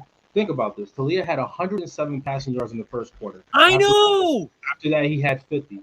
I mean, it just doesn't make sense. Dude, I thought that was gonna. I had over 270. I had over 263 and a half. I sprinkled a little something on there, So now I'm not going to be drinking no wine this week, and I'm going to be drinking some water, okay? Because water's free, and it's going to be tapped at that, okay? It's not even going to be bottled water. So I hope you're happy over there, Maryland Terrapins, because I'm not. Okay, it's Saturday, and you're going to be very, very sober and very, very dry. Well, I hope that's not actually true. Okay, so I am still getting responses on Twitter from my tweet yesterday at about 5 p.m. that said, after tonight, Taluya Tagovailoa is going to be mentioned as a first-round draft pick. Sponsored by Red Wine. Sponsored by Red Wine. Unofficially sponsored by Red Wine. Yeah, I mean, and I'm still getting responses for that. People were so mad. I mean, I thought he was going to light up Iowa, and everyone was going to say, oh, he smoked this great defense, and we're going to start, but people loved it. I wasn't saying he is a first-round draft pick talent-wise. I'm going to say you're going to hear people saying he is because I thought he would play very well. Now, obviously, it didn't work. Oh, I got something for you. I need your bag. Can I get that? Yeah, I got this for you. Look, we all make mistakes. I think you play well when you know that you're never going to be right every time. It happens. I'm shaking it off. I still won money last night. I made one bad tweet. Who cares? People loved. I mean, if he had gone for 600 yards, no one would have even said a word. But they loved piling on. Crickets. All of a sudden, nobody has service. 5G is not in my neighborhood. My phone died. All that stuff. It happens all the time, Alfred. I promise you, it happens. Yeah. Well, in any case. No sweat. Bring the heat. I mean, I'm here. I'm here for what I need to do, and we're having fun anyway. So if you want to text Alfred, I'll give you his number and you can text him. Oh no, he's got me. Me and Will text all the time. Oh no, I'm talking. I mean, you're just saying to the world. No, don't give the audience. I mean, come on now, Chris. That's we have 1,000 viewers on these shows. Don't do that. Okay, so let's talk Prize Picks, man. There's some stuff on Prize Picks this week that I'm just in love with. Let's talk about that. First of all, if you're listening, you don't know what Prize Picks is. It is an app where you can basically take the over/under various stat lines and also fantasy points lines set by Prize Picks, and then you pick the over, the under. You have to kind of batch at least two picks together, but you can go 2, 3, 4, or 5 picks, and you can win. You can set it up so if you win some of them, you get a smaller payout, or you can set it so I need to win all of them, and your payout is better. But I've had actually some really nice success. Really, the only slate I have not done really well on was last week's NFL. I lost quite a number of bets. That was very bad. But other than that, the college have been really good. And we're having fun with Prize Picks. You should go check it out if you haven't already and use our promo code C2C. You'll get a year-long subscription to our website. That includes, Will's picks article, Chris's picks article, Also, Chris's full Saturday DFS written his write up of the slate, which is a great resource you can catch on the fly if you missed the podcast, whatever. So, and then there's more and more and more. I mean, tools, the Discord, it goes on, and it's a good value for you. All you got to do is go deposit $20 on Prize Picks for the first time, and we will use the code and we will get you in that subscription. So, anyway, on to the actual plays. Someone get me off this thing. I'm talking too much. What are your Prize Picks? Quentin Johnston's back on the horse this week, man. So I talked about this in the first half also, but I want to bring it back up because I think it's the single best reception prop on Prize Picks this week. Over 3 receptions. QJ. All right. So we talk about this a lot. He's getting the targets. He's getting 8 per game, like 25% of the target share. I love him this week. I think he's my favorite reception prop. So give me QJ. I'm back on the horse. And if he doesn't do it this week, maybe I'm riding a donkey. No, I think that I'm going to go ahead with some quarterbacks here. Again, I'm not going to get too fancy. I'm going to stay pretty much to script. I like this game, Ole Miss and Alabama. So I'm going to go with both quarterbacks to get over their passing totals on Prize Picks. I got a Bryce Young over. I got him yesterday at over 314 and a half. If it goes up, and I think in the first hour, Chris said, even if it goes up to 330, he'll take it. I like that as well.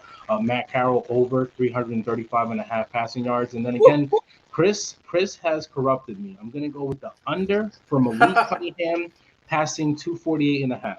But I just think that Wake Forest has a strong defense, and they're going to do enough.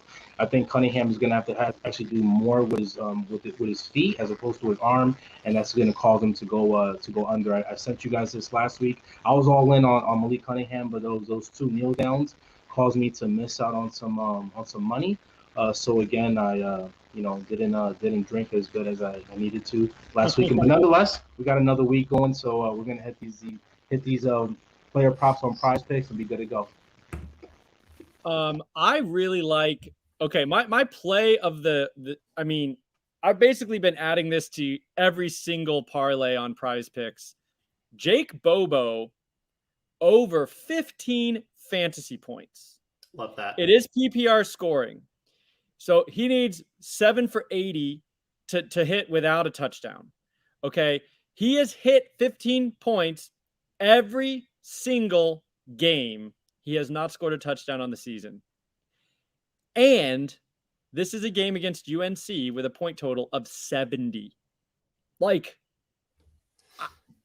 you hate to say things are locks because we know if you bet long enough, there's no lock. There's no such thing. But I don't see how is this going to be the game he doesn't get there of all the games they've already played. Like, it's he should be at least 18 to 20. I love that. I think I didn't even notice that. It's crazy until you said that. I love Jake Bobo is such a value in basically every format. Regardless of what you're playing. People don't like a short white slot guy. Gunnar Holmberg too. They just don't. He's not sexy, but it's a senior year. I mean, they're giving him tons of targets. Mateo Durant is doing a lot of work on the ground. He's really a fun player, but Jake Bobo is just going to catch 5 to 6 passes minimum.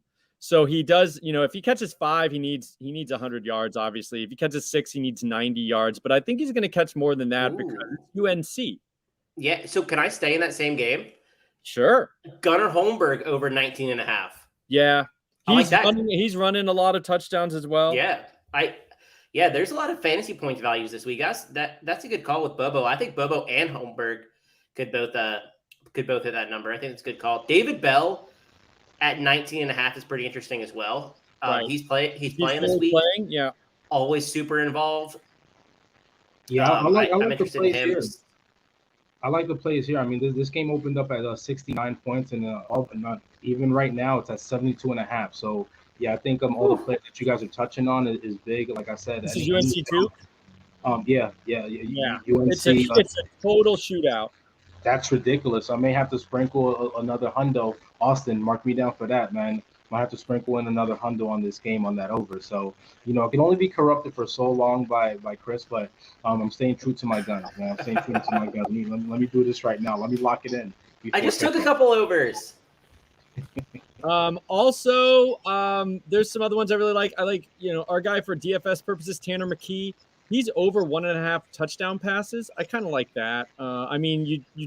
I'd rather it be one, obviously, because then you can push, but they don't usually give you quarterbacks with one. But I think 2 touchdowns seems pretty reasonable for that. They're going to have to score against Oregon. I got one more. As well. Yeah.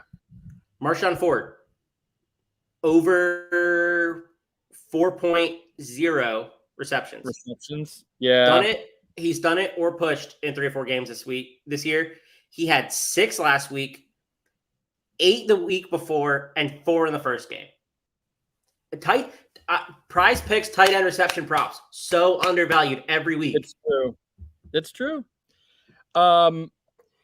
Mechie over, Whittington over. I like both of those. Kind of talked about them on the DFS side of things, but I like their Prize Picks number. That's over yards, by the way. Breece Hall. Now, can you guys tell me why Breece Hall facing Kansas is only at 105? Now, I know they could pull him in the fourth quarter, but he'll have 100 yards by halftime against Kansas. What am I missing? I keep thinking that with Breece Hall, and then I keep getting let down. So but it's Kansas. They played. That might be the worst team they've played. I mean, and I know they played a directional school. It doesn't matter. Iowa directional school. Kansas That's not even D1, and he had 67 yards. He had like 27 rushes for 67 yards. That Iowa State offensive line is booty. It is bad. Northern Iowa would beat Kansas, Austin said. So maybe Kansas is worse. I'm staying with my guy Khalil Shakir. 100 over 102.5 receiving yards. I like him. Sometimes so some of these lines are kind of soft and they're kind of low. So when you see that, you got to jump on top of it. And I think same heart. I think Hartman, Wake Forest is going to be a good play as well over here going up against Louisville. So I like him at over 267.5 passing yards because I just think that Louisville is going to try to put some pressure on them. But I think that due to some turnovers by Louisville, they're going to have more possessions in their game and be able to put up some yards there for Wake Forest. So like that's a sneaky pick. That's a sneaky pick for me. But if you're not taking no risk, then don't expect a big reward. Ooh, that's right, baby. Man, I keep finding ones that I really like this morning. Josh Downs over 94.5. Yeah, I mean he keeps just crushing the 100-yard mark. Yeah, he's got like a 40% market share. And so let's just do the quick math. Howell's over under is 330, I think, or so, times 40. 330 times 0.4 is 132. So if he maintains his market share, he'll smoke that easily. He had 53 the first, or he had 123, and then he had 73, and then he had 203, and then he had 53. This game is going to be a shootout. But I don't know how Downs doesn't hit it. Assuming he's healthy, and I haven't seen anything that says he isn't. No, I like that. I like that quite a bit. That's nice. All right, so we hit that pretty good. Oh, and the other thing is, I think Eric Gray under rushing yards. I mean, they're just not using him. K-State's good against the run. If anything, they're good. They're going to be exploited in the passing game. I think he's like at 50-something rushing yards. I have no problem taking that under. And then Mateo Durant over 1 rushing touchdown. Again, that Duke UNC game should just be everything. And Tyon Evans for Tennessee is at 0.5 rushing touchdowns. So he just has to get in the zone once. I kind of like that one too. So I've been mixing and matching that one as well. Everything Tennessee running backs. Yeah, pretty much. I mean, that's like that. What it is. Hey guys, real quick update.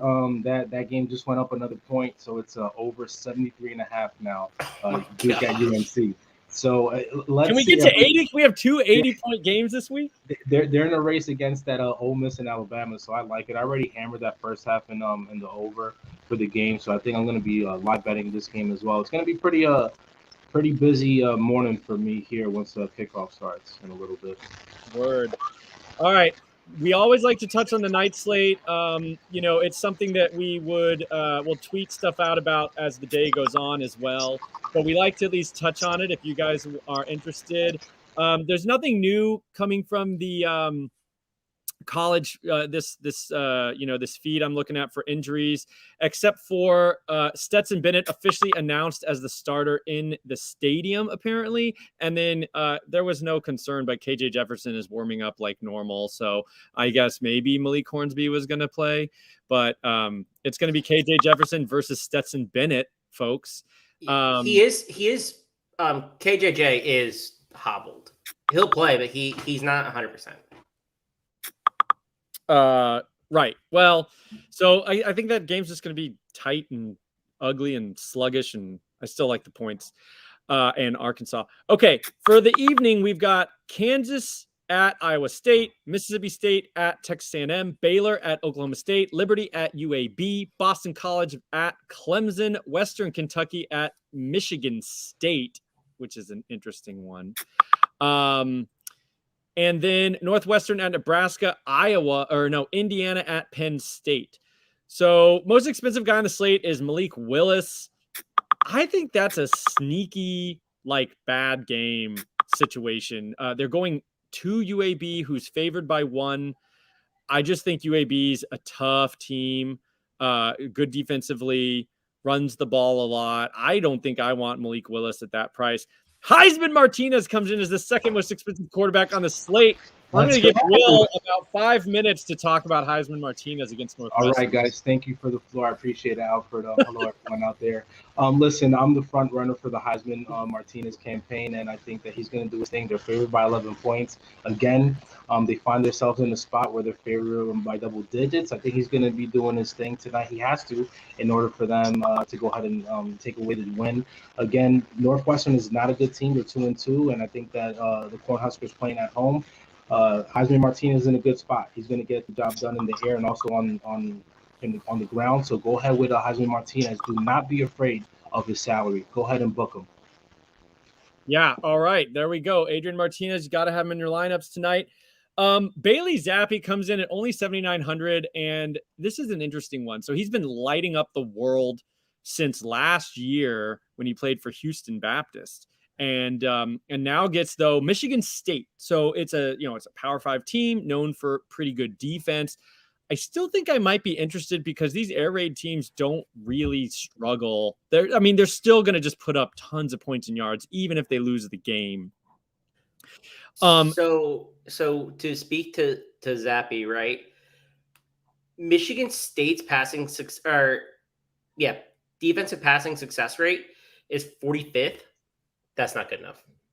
You can't slow down Big Red like that.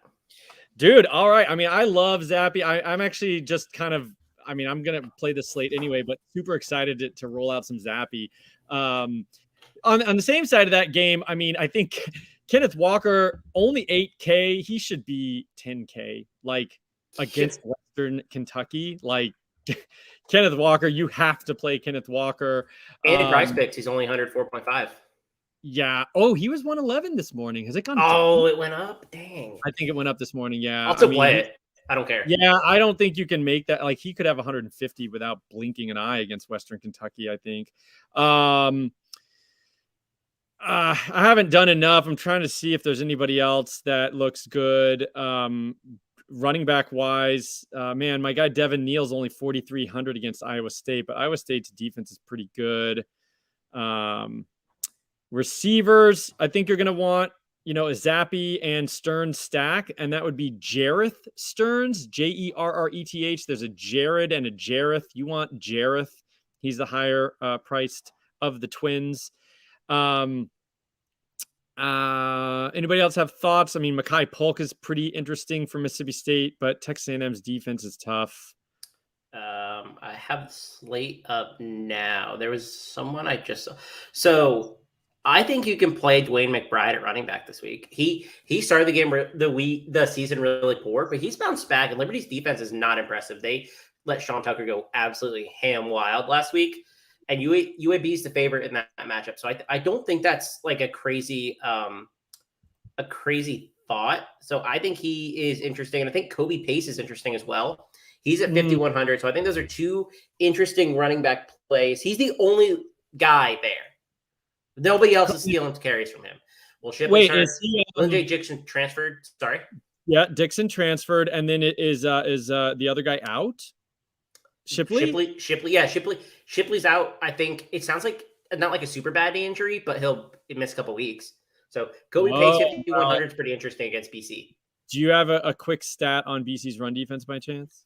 If you give me 10 seconds, I will. Okay, BC's run defense is pretty good. It's usually they're good, but they're on the road, so the defense travels. But on the road, I'd be more scared at Boston College. Yeah, 3.2 yards per carry, and they're allowing explosive rush rate of 9.6, which is actually 12th in the country. So he's only 5. He's only 5.1, and they're favored by like 10. Yeah. I mean, I like you could do worse. McBride got 11 carries last week. I actually really like that a lot if he's kind of the guy. Who's UAB's other back? They have another guy who's pretty interesting, Jay Brown. What is it? It's Jay Brown. I don't remember his actual name, but Brown's interesting. Jermaine Brown. Yeah, he's pretty good, and he's going to get 14 to 15 touches as well. And if someone's going to catch a ball, it's going to be Brown, I would imagine. He's only 4,100. Yeah, that's pretty. That's what I was going to say. He's pretty cheap on that, or pretty inexpensive on the slate. So he could be a good play there. But so you guys are fading Malik Willis. I just think that this could be a sneaky game for him here. You guys are not on Willis. I mean, he's just so expensive. Yeah. So UAB's defense ranks. Oh, I just had it up. That's just that's what they do. They're a defensive team, and they're just nasty to play against. They allow a 22% explosive pass rate, which is pretty good. But a lot of Willis's value comes with his legs, and they're only allowing a 3.5% explosive run rate, which ranks 30th. So I think that's a good enough defense to shut them down. I mean, he didn't look super against Syracuse, and I thought he would. And Syracuse is a little bit better defense, but they're not that much better. I think they're probably comparable to UAB. And so, I mean, I don't think he's worth the price tag is more the issue. If he was cheaper, then I would be more interested. I don't think he's going to get shut down, but he may get, if he's not 110% Malik Willis production-wise, I just think it's something you can just get away with. Yeah. I actually like Bohannon this week, too, at quarterback, 6,500. Yes. Yeah. Bohannon, I actually just added him on in a C2C league.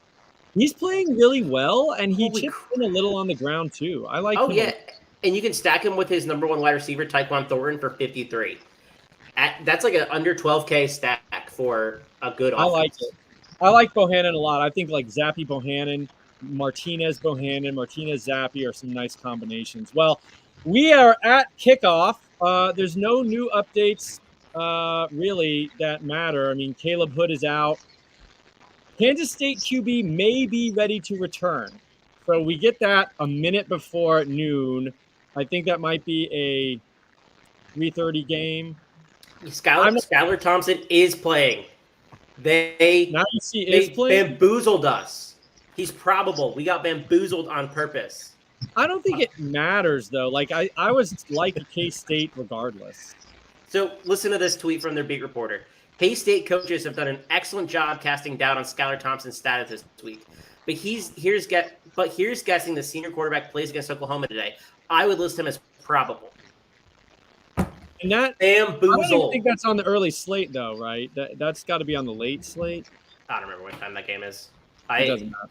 I mean, we're past lock anyway, so that's it, folks.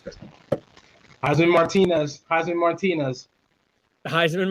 Remember that for the late slate. Thanks for staying with us. Sorry we had some technical difficulties. I think we worked it out. But yeah, another great show, and we will see you out there. Stick with us on Twitter. I'm at AlfredJF. He's at Chris Moxley 19, and Will is at Biased Opinions _.